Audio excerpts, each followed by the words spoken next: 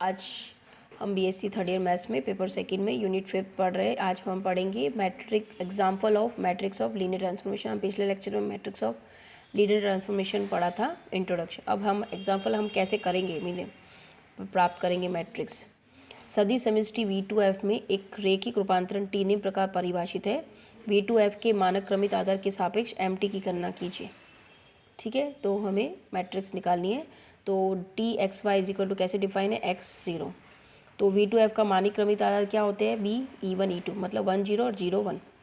तो सबसे पहले हम निकालेंगे इसको, अल्फा बिलोंग्स टू V2R लिया तो अल्फा किस प्रकार से लीनियर कॉम्बिनेशन होगा, A1 E1 plus A2 E2। तो A1 1 0 और A2 0 1।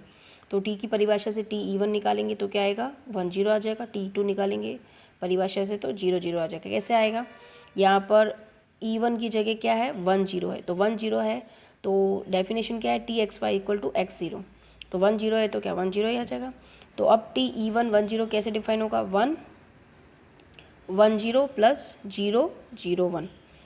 ठीक है, फिर E2 कैसे डिफाइन हो जाएगा, 0 1 0 प्लस 0 0 1। तो ये हो जाएगा, फर्स्ट 1 0 E1 है प्लस E2 है 0 1, तो इसको लिख दिया तो ये 4 और 5 हो जाएगा।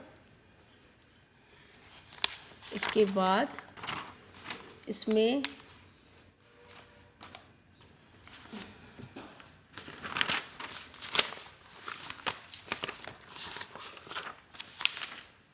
अब हो जाएगा इसमें T, अब हम 1 और 2 से कैसे लिख सकते हैं matrix, T E1 T E2 is equal to 1 0 और E1 E2। तो T की अब इस मैट्रिक्स क्या हो जाएगी, इसका ट्रांसपोज 1 0 और 0 0 का ट्रांसपोज क्या हो जाएगा, 1 0 0 0।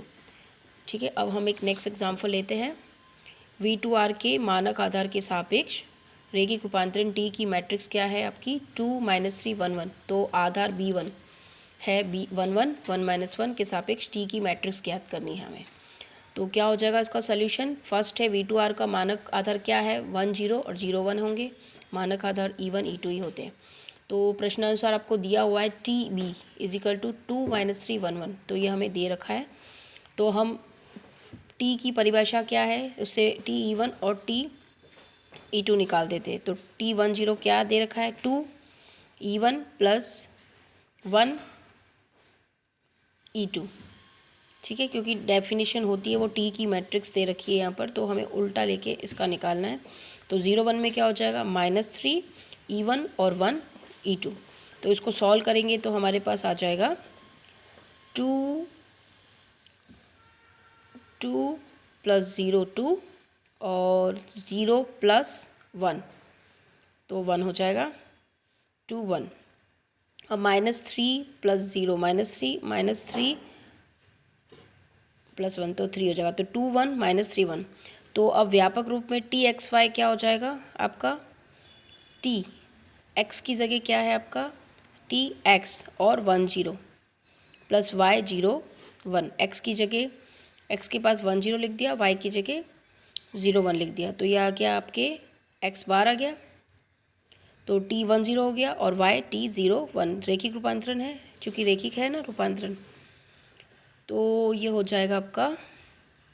फिर T 1 0 की वैल्यू क्या आ रही है, X 2 1 और प्लस Y -3 1।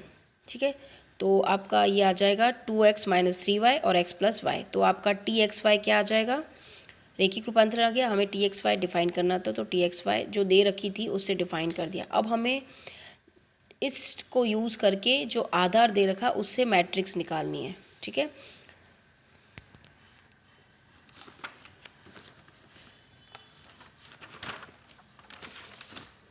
तो कैसे निकालेंगे, आपको पता है प्रश्नानुसार नया आधार क्या दे रखा है, B1 इज इक्वल टू 1 1 और 1 -1। तो T 1 1 निकालेंगे।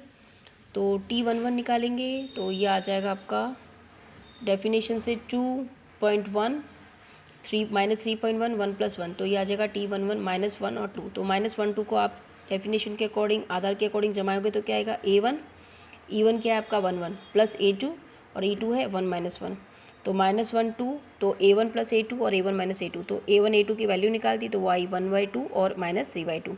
तो आपका T 1 1 -1 2 किसके बराबर हो गया, आपका आया है 1/2 1 1 माइनस 3/2 1 - 1। सिमिलरली हम निकालेंगे t1 - 1, तो वो आ जाएगा आपका 5/2 1 1 प्लस 5/2 1 - 1, तो ये हो जाएगा 1/2।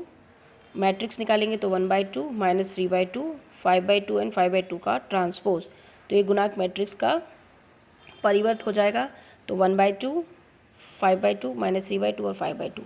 तो आज के लिए इतना ही, धन्यवाद।